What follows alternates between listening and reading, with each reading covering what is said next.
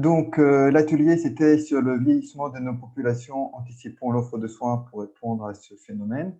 Nous avons eu la chance de bénéficier de l'intervention de France Mouret. Le fait, bon, on le sait tous, qu'il y a un fort vieillissement de la population en France, mais c'est aussi un phénomène mondial.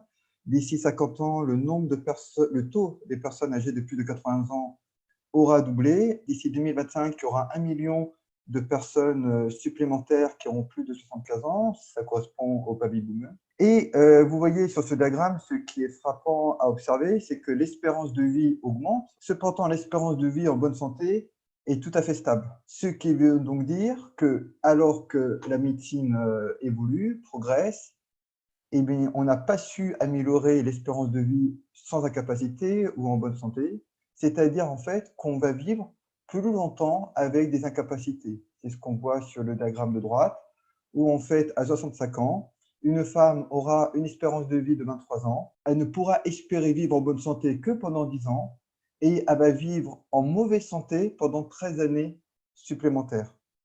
Et ce chiffre-là, il stagne vraiment depuis au moins 15 ans. Donc la France est leader en espérance de vie au niveau européen, mais il n'est qu'en milieu du tableau pour l'espérance de vie en bonne santé. Le vieillissement, c'est un phénomène biologique, naturel, qui touche tout individu et qui en fait est la somme des pertes et des compensations qui sont tout à fait normales. On perd des capacités, mais on les compense aussi. Le vieillissement pathologique, c'est quand on perd des capacités et qu'on n'arrive pas à les compenser. On observe souvent un décrochement, une rupture brutale. On dit souvent que la personne a descendu une marche d'escalier. En EHPAD, je vous rappelle qu'en France, les gens en moyenne rentrent en EHPAD aujourd'hui, ils ont 85 ans. Et les gens qui sont là ont besoin de soins. Ils ont pour les 2/3 des troubles cognitifs et donc ils ont besoin de soins. Et c'est des soins complexes. On voit qu'avec le vieillissement normal, on va arriver dans la fragilité assez tard. Si on a un vieillissement pathologique, on va tomber dans la fragilité et la dépendance d'une manière très rapide. Dans ce diagramme de droite, c'est que justement, on ne parle plus de personnes âgées, mais on parle de personnes robustes. C'est les patients que l'on connaît tous dans nos cabinets. On parle des personnes dépendantes, c'est ceux qu'on a principalement en EHPAD ou quelquefois à domicile avec beaucoup d'aide. Mais il y a une population au milieu qu'on ne connaît pas bien, qui sont les personnes fragiles. Elle va être importante à identifier parce que quand une personne robuste a un problème de santé et qu'elle devient fragile, si elle bénéficie des soins adaptés, elle va pouvoir redevenir robuste. Si par contre, elle ne bénéficie pas des soins adaptés, elle va devenir dépendante. Et une fois qu'on est dépendant, il est impossible de revenir robuste. Or, on a tous vécu dans nos pratiques le fait que le médecin nous envoie le patient trop tard quand elle est déjà dépendante. Donc, il y a une vraie difficulté à repérer ces personnes qui sont fragiles. Alors, c'est quoi la fragilité? Ce sont les personnes qui n'ont plus de capacité de réserve.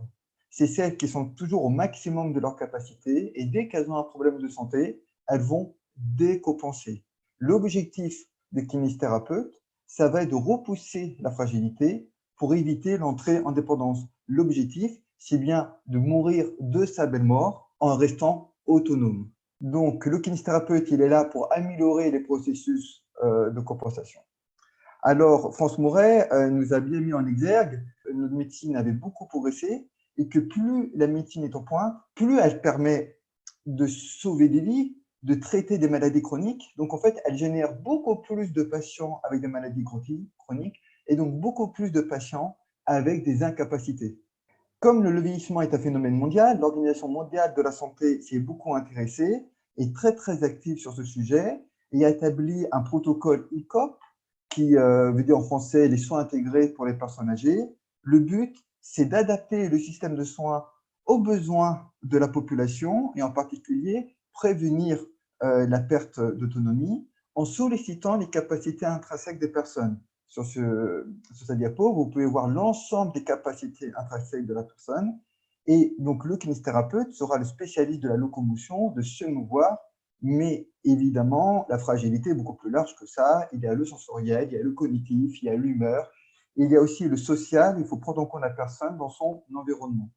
Ainsi, l'OMS propose un véritable parcours de soins en partant du dépistage, qu'on peut appeler aussi le repérage de la fragilité, l'évaluation, qu'on peut appeler aussi le diagnostic de la fragilité, afin d'élaborer un plan de soins, de pouvoir mettre en place les soins nécessaires en pluridisciplinarité, avec le soutien de la collectivité. Et ce soutien de la collectivité doit aussi soutenir les aidants. Donc, c'est un véritable parcours de soins et le projet de M. Macron de Ma Santé 2022 est tout à fait là-dedans. Et Agnès Buzyn, en début d'année, a bien rappelé la volonté du ministère de la Santé d'appliquer ce projet. Et on a bien eu M. Véran et Mme Bourguignon qui ont continué dans ce sens. Donc, les participants ont relevé que le kinésithérapeute permettait le maintien à domicile.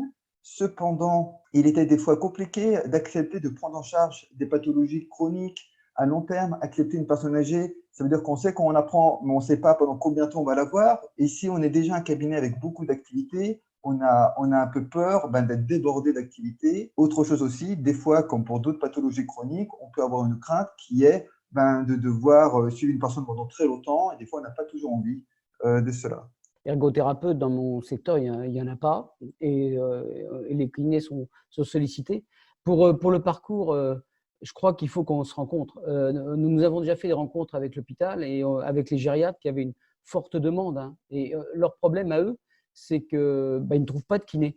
Et la prise en charge, en fait, elle n'est pas là. Donc, en fait, il faut qu'on arrive d'abord à se parler. Il y avait aussi la problématique du financement des domiciles. Ça serait quand même important qu'on revalorise la tarification de prise en charge à domicile, surtout pour les personnes âgées. Les médecins n'ont pas hésité à demander 10 € de déplacement supplémentaire. Pourquoi est-ce qu'on ne le ferait pas? Il a aussi été relevé le fait que des personnes âgées renonçaient aux soins parce qu'ils n'arrivaient pas à avoir des rendez-vous chez un kinésithérapeute de proximité ou qui accepte de se déplacer, mais aussi que certaines personnes âgées n'avaient pas de mutuelle et que cela pouvait représenter des problématiques financières. Il a aussi été relevé que les médecins connaissent peu de choses à la gériatrie, très peu sont formés à la gériatrie, ne connaissent rien à la fragilité ou au repérage. Donc, ça veut dire qu'on s'adresse à des prescripteurs qui eux-mêmes ne sont pas sensibilisés à la question. France Mouret et plusieurs intervenants ont insisté sur l'agisme, sur cette discrimination que pouvait y avoir envers la personne âgée, des professionnels, y compris des professionnels de santé et de la société, et aussi au niveau institutionnel, ne serait-ce que par l'application par les CPAM de la MK6, vouloir facturer en MK6, ce qui serait évidemment discriminatoire. Pour éviter les suppressions de cotation et les diminutions de cotation, moi je serais assez d'avis de supprimer cette AMK6. On a aussi parlé de la dépendance de la iatrogène évitable, c'est-à-dire en fait éviter que le soin entraîne une dépendance indue, en particulier le fait de laisser quelqu'un alité, le fait de laisser une sonde urinaire, le fait de laisser des protections alors que la personne peut encore aller aux toilettes, etc. La dépendance iatrogène à l'hôpital. Et donc, tous les gens âgés qui rentrent aujourd'hui à l'hôpital, et je pense au court séjour de spécialité surtout, sont à risque d'une dépendance accrue. Et donc, quand ils sortent, pour argumenter cette amélioration des liens à la sortie pour les personnes âgées, moi je ne parle que de sujets âgés ici, l'argument est très très fort, c'est-à-dire que si on n'améliore pas ce lien-là, on peut se demander pourquoi on a envoyé la personne à l'hôpital. Parce qu'elle va peut-être finir par mourir guérie. La COVID a provoqué une prise de conscience de la nécessité de la kinésithérapie auprès des personnes âgées. Cela a été démontré par l'enquête que nous avions faite durant le confinement. Et ce confinement a bien mis en exergue qu'on était à la fois nécessaire aux soins de la personne âgée, mais aussi des ressources importantes auprès des soignants, auprès des équipes.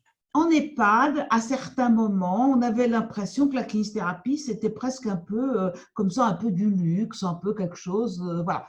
Et le mouvement est à ces personnes ce que l'insuline est au diabète. La France fait référence à l'enquête que la FMKR a fait durant le confinement où on demandait justement d'évaluer le niveau d'autonomie de vos patients quand vous les avez retrouvés après le confinement. Pour ça, pour nous, en fait, ça a été très, très riche parce que pour la première fois, on pouvait quand même commencer à évaluer l'impact d'arrêt des soins de kinésithérapie. Souvent, on nous dit, mais la kiné, à quoi ça sert? Parce que souvent, nos patients ne font pas de progrès. Mais là, on voit que, comme je vous ai montré sur la courbe tout à l'heure, que si on arrête les soins, là, ils perdent très vite des capacités d'autonomie. Et donc, tout cela doit être une préoccupation majeure de pouvoir continuer à faire intervenir les kinésithérapeutes auprès de nos seniors. Il a aussi été mis en exergue la nécessité de parcours de soins pluridisciplinaires. En gériatrie, c'est particulièrement important. Il est important de ne pas confondre, quand on parle d'APA ou d'enseignant APA, de ne pas confondre le métier et l'activité. Il y a un métier qui sont les enseignants en APA et santé, mais il y a aussi une activité que les kinésithérapeutes peuvent faire et il y a une confusion qui fait peut-être que les kinésithérapeutes s'emparent moins de la question. Ainsi, il a été relevé des propositions des participants, évidemment au niveau de la revalorisation des tarifs, de nouveaux modes de rémunération. Il y a eu des échanges sur est-ce qu'il fallait être payé à l'acte ou être payé au forfait, ou peut-être un mixte entre les deux. Moi, je suis un fervent défenseur de. Je sais que ce n'est pas la position de la Fédé, mais ce n'est pas grave, je prêche pour les choses que je défends. Je suis un fervent défenseur d'à la fois avoir une part forfaitaire dans la rémunération et une part à l'acte. Cette part forfaitaire devrait permettre plus facilement de faire des réunions de coordination, de travailler sur des choses transversales qui, justement, n'ont pas lieu d'être à l'acte. Donc, pour moi, on n'a pas cette distinction à faire entre le salariat et le libéral. Par contre, on a une distinction à faire entre le mode de rémunération au forfait et ou à l'acte. Et éventuellement, du salariat, pourquoi pas, à temps partiel. Donc, il n'y avait pas d'avis arrêté, mais vraiment une nécessité de réfléchir sur une évolution et pourquoi pas un forfait pour la coordination et l'administration. C'est important de pouvoir se sevrer de la contrainte du temps quand on prend soin des personnes âgées. Le problème de temps a été beaucoup mis en avant. Le financement des tests de repérage et diagnostic de la fragilité, qui pour l'instant ne sont pas financés au niveau conventionnel. Une piste ne serait pas de faire un bilan, de proposer un bilan à 50, 55 ans pour déjà évaluer s'il commence à y avoir des déficits.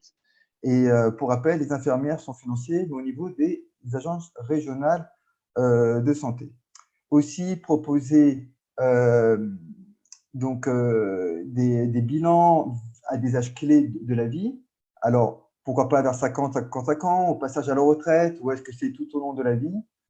Et pouvoir proposer des actions secondaires, éducatives ou primaires, en particulier le sport santé. La place qu'on peut avoir est celle de la prévention secondaire sur des bilans et sur des anticipations en dépistage. Important aussi d'évaluer la fragilité de nos cabinets et aussi dans les résidences autonomie, ce qu'on appelle anciennement les foyers logements. On parle beaucoup des EHPAD et peut-être qu'on a tendance à oublier les résidences autonomie. Et en EHPAD, systématique à l'entrée des résidents. Au niveau de la communication, il a été mis en avant de mieux communiquer avec le médecin dans le cadre de l'exercice coordonné, de aussi mieux communiquer et de mieux s'organiser avec les hôpitaux, en particulier lors de la sortie des patients, qui a souvent un déficit d'anticipation des sorties, on le connaît dans le cadre des programmes Prado, et que parfois aussi il peut y avoir un nombre de kinésithérapeutes disponibles, parfois insuffisant pour satisfaire aux demandes.